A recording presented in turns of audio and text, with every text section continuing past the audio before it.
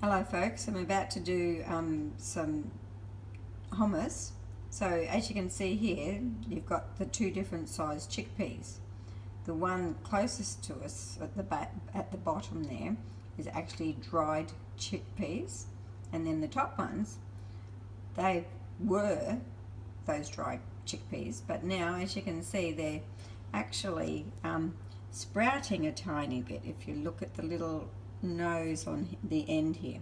So they've been sitting in water for 24 hours basically, and now I'm going to cook the bigger chickpeas now, cook them, and then I'll end up making hummus with them.